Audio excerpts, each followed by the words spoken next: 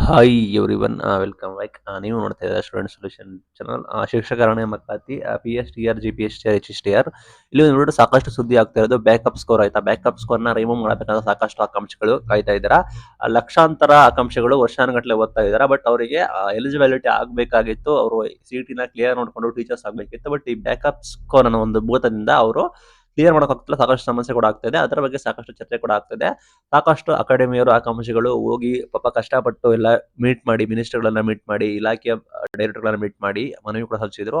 ಸಾಕಷ್ಟು ಬದಲಾವಣೆ ಕೂಡ ಮಾಡ್ತಾರೆ ಅಂತ ಆಗಿದ್ರು ಈ ಹಿಂದೆ. ಬಟ್ ಅದನ್ನ ಮಾಡಿಲ್ಲ. ಈಗ ಆತಂಕ ಕೂಡ ಆಗಿದೆ. ಎಷ್ಟೋ ಜನ ಆಕಾಂಕ್ಷಿಗಳು ನಾವು ಟೀಚರ್ ಆಗ್ತೀವಿ ಅಲ್ವಾ ಅಂತೇಳಿ ಕನಸು ಕಾಣ್ತಾ ಇದ್ದಾರೆ. ಬಿಕಾಸ್ ಈ ಬ್ಯಾಕಪ್ ಸ್ಕೋರ್ ಬಂದ್ರೆ ಸಾಕಷ್ಟು ಸಮಸ್ಯೆ ಕೂಡ ಆಗ್ತಿದೆ.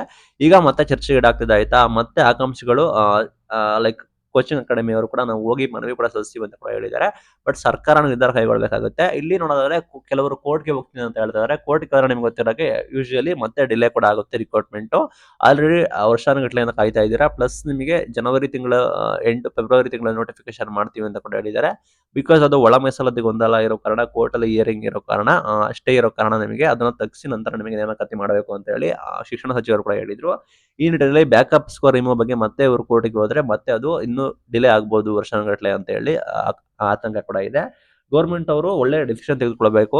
ಲೈಕ್ ಈ ರೀತಿ ಈಗ ಕೋವಿಡ್ ಟೈಮಲ್ಲಿ ಸಾಕಷ್ಟು ಜನ ಡಿಗ್ರಿ ಮಾಡ್ಕೊಂಡು, PU ಮಾಡ್ಕೊಂಡು ಅವರು ಒಳ್ಳೆ ಸ್ಕೋರ್‌ನ ಕೂಡ ಮಾಡಿದ್ದಾರೆ. ಶೇಕಡ 95% ಮಾಡಿದ್ದಾರೆ. ಬಿಕಾಸ್ ಯಾಕೆಂದ್ರೆ ನಿಮಗೆ ಗೊತ್ತಿರೋ ಹಾಗೆ ಕೋವಿಡ್ ಬಂತು, ಅವ್ರನ್ನ ಪಾಸ್ ಕೂಡ ಮಾಡಿದ್ರು. ಪಾಸ್ ಆದ ನಂತರ ಅವರಿಗೆ ಹಳೆ ಅಂಕದ ಮೇಲೆ ವಿದ್ಯಾರ್ಥಿಗಳನ್ನ ಹೆಚ್ಚು ಅಂಕ ಕೊಟ್ಟು ಪಾಸ್ ಮಾಡಿದ್ರು. ಇಲ್ಲಿ ಏನಾಗುತ್ತೆ ಅಂದ್ರೆ ಬ್ಯಾಕಪ್ ಸ್ಕೋರಿಂದ ಹಳಬರು ಇರ್ತಾರಲ್ಲ ಅವರಿಗೆ ಸಂಕಷ್ಟ ಕೂಡ ಆಗ್ತದೆ. ವರ್ಷಾನುಗಟ್ಟಲೆಯಿಂದ ಅವರಿಗೆ ಏಜ್ ಲಿಮಿಟ್ ಆಗ್ತಾ ಬಂದ್ರು ಕೂಡ ಅವರು ಏಜ್ ಆಗ್ತಾ ಬಂದ್ರು ಕೂಡ ತಮ್ಮ ತಯಾರಿ ಮಾಡ್ಕೊಂಡು ನಾವು ಟೀಚರ್ ಆಗಬೇಕು ಅಂತೇಳಿ ಆಸೆ ಕೊಟ್ಟು ಅವ್ರು ಓದ್ತಾ ಇರ್ತಾರೆ ಆಯ್ತಾ. ಇದರಿಂದ ಸಾಕಷ್ಟು ಸಮಸ್ಯೆ ಆಗುತ್ತೆ. ಬಟ್ ಬ್ಯಾಕಪ್ ಸ್ಕೋರ್‌ನ ಫೈನಲಿ ಕಂಪ್ಲೀಟ್ ಆಗಿ ಝೀರೋ ಕೂಡ ಮಾಡೋಕ್ಕಾಗೋದಿಲ್ಲ ಅಂತ ಕೂಡ ಮಾಹಿತಿ ಬರ್ತದೆ. ಬಿಕಾಸ್ ಅದನ್ನ ಇಡಬೇಕಾಗುತ್ತೆ. ಬಟ್ ಅಲ್ಲಿ ತೀರಾ ಕಡಿಮೆ ಮಾಡಿದ್ರೆ 2%, 3% ಅದೇ ರೀತಿ ತೀರಾ ಕಡಿಮೆ ಮಾಡಿದ್ರೆ ಇನ್ನ ಅವರಿಗಿಂತ ನೀವು 2, 3 ಅಂಕಗಳನ್ನ ಜಾಸ್ತಿ ತೆಗೆದ್ರೆ ನೀವು ಎಲಿಜಿಬಲ್ ಕೂಡ ಆಗ್ಬೋದು ಅಂತ ಕೂಡ ಮಾತು ಬರ್ತಿದೆ. ಬಟ್ ಇಲ್ಲಿ ಮೇನ್ ಹೇಳ್ತಾ ಇರೋದೆಲ್ಲ ET 20% ಮಾಡಿ ಅಂತ. TET 20%, CET 80% ಕೂಡ ಮಾಡಿ ಅದು ಗುಡ್ ಆಗುತ್ತೆ ಅಂತ ಕೂಡ ಹೇಳ್ತಿದ್ದಾರೆ. ಬಟ್ ರಿಯಾಲಿಟಿಯಾಗಿ ಮಾಹಿತಿ ಪ್ರಕಾರ ಯಾವುದೇ ಕಾರಣಕ್ಕೂ ಆ ರೀತಿ ಮಾಡೋಕ್ಕಾಗೋದಿಲ್ಲ ಅಂತ ಹೇಳ್ತಿದ್ದಾರೆ. ಅವರು ಇಲಾಖೆಯವರನ್ನ ಭೇಟಿ ನೀಡಿದ ನಂತರ ಲೈಕ್ ಅವರು ಸೆಲ್ ಅವರು CSL ಅವರು ಇಲಾಖೆಯ ಡೈರೆಕ್ಟರ್ ಅವರನ್ನ ಭೇಟಿ ನೀಡಿದ ನಂತರ ಅವ್ರೇನ್ ಹೇಳಿದಂದ್ರೆ ಕಂಪ್ಲೀಟ್ ಆಗಿ ಮಾಡೋಕ್ಕಾಗೋದಿಲ್ಲ. ನಾವು ಡಿಸಿಷನ್ ತೆಗೆದುಕೊಳ್ತೀವಿ.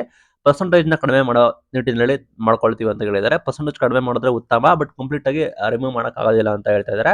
ಬಟ್ ನಿಮಗೆ ಅಫಿಷಿಯಲ್ ಆಗಿ ನೀವು C&R ರೂಲ್ಸ್ ಬರಬೇಕಾಗುತ್ತೆ. ಅಲ್ಲಿ ನಿಮಗೆ ಮಾಹಿತಿ ಗೊತ್ತಾಗುತ್ತೆ ಏನಾಗುತ್ತೆ ಅಂತ. ಅಂಡ್ ಮೇನ್ ಥಿಂಗ್ ಅದನ್ನ ಮಾಡೋದು ಸರ್ಕಾರದವರು. ಅದು very very important. C&R rules ಅದನ್ನ ತಿದ್ದುಪಡಿ ಮಾಡೋಕೆ ಬಹಳ ಕಷ್ಟ. ಅದನ್ನ ಡಿಸಿಷನ್ ತೆಗೆದುಕೊಳ್ಬೇಕಾಗುತ್ತೆ. ಅದನ್ನ ಈ ಅಧಿಕಾರಿಗಳು ಮಾಡೋಕ್ಕಾಗೋದಿಲ್ಲ. ಸರ್ಕಾರದವರೇ ಅಂತಿಮ ತೀರ್ಮಾನ ಕೈಗೊಳ್ಳಬೇಕು. ಶಿಕ್ಷಣ ಸಚಿವರು ಮಧು ಬಂಗಾರಪ್ಪ ಅವರು ಇದ್ದಾರೆ, CM ಅವರು ಇದ್ದಾರೆ. ಎಲ್ಲಾ ಡಿಸಿಷನ್ ತೆಗೆದುಕೊಳ್ಬೇಕು. ಒಟ್ಟಾರೆ ಬಹಳ ಪುಣ್ಯ ಬರುತ್ತೆ ಸಾಕಷ್ಟು ಜನಕ್ಕೆ ಬ್ಯಾಕಪ್ ಸ್ಕೋರ್‌ನ ರಿಮೂವ್ ಮಾಡಿದ್ರೆ. ಬಿಕಾಸ್ ಸಾಕಷ್ಟು ಆಕಾಂಕ್ಷಿಗಳಿಗೆ ಸಮಸ್ಯೆ ಕೂಡ ಆಗಿದೆ ಆಯ್ತಾ. ಸರ್ಕಾರದವರು ಕೋವಿಡ್ ಏನೋ ಬಂತು, ಸಾಕಷ್ಟು ಸಮಸ್ಯೆ ಕೂಡ ಆಯಿತು. ಆ ನಿಟ್ಟಿನಲ್ಲಿ ಇದಾಯಿತು. 50% ಬದಲು ಸಾಕಷ್ಟು ಕಡಿಮೆ ಕೂಡ ಮಾಡಿದ್ರೆ ಉತ್ತಮ ಆಗುತ್ತೆ. ಲೈಕ್ ಅವರು 20% ಕೂಡ ಮಾಡಿ ಅದರಲ್ಲಿ ಬೇಕಾದ್ರೆ BA, BSc, BEd ಆ ರೀತಿ ಕಡಿಮೆ ಕೂಡ ಮಾಡಿದ್ರೆ ಉತ್ತಮ ಆಗಿರುತ್ತೆ. ಸಾಕಷ್ಟು ಜನ ಸಮಸ್ಯೆ ಕೂಡ ಆಗ್ತಾ ಇದ್ದಾರೆ. ಬ್ಯಾಕಪ್ ಸ್ಕೋರ್ ಜಾಸ್ತಿ ಇರೋ ಕಾರಣ ಇಲ್ಲಿ ಹೆಚ್ಚು ಸ್ಕೋರ್ ಕೂಡ ಮಾಡಿದ್ರು ಕೂಡ ಅವರಿಗೆ ಈ ಹಿಂದೆ ಅವರು ಕಳೆದ 5-10 ವರ್ಷದ ಹಿಂದೆ ಓದಿರ್ತಾರೆ. ಆಗ ಸ್ಕೋರ್ ಕಡಿಮೆ ಇರುತ್ತೆ. ಆಗ ಎಕ್ಸಾಮ್ಸ್ ಕೂಡ ಸ್ಟ್ರಿಕ್ಟ್ ಆಗಿತ್ತು. ಆಗ ಬೇರೆ ರೀತಿ ಇತ್ತು. ಬಟ್ ಈಗ ಆ ರೀತಿ ಇಲ್ಲ. ಎಲ್ಲಾ ರೀತಿಯ ಸಮಸ್ಯೆ ಕೂಡ ಆಗುತ್ತೆ.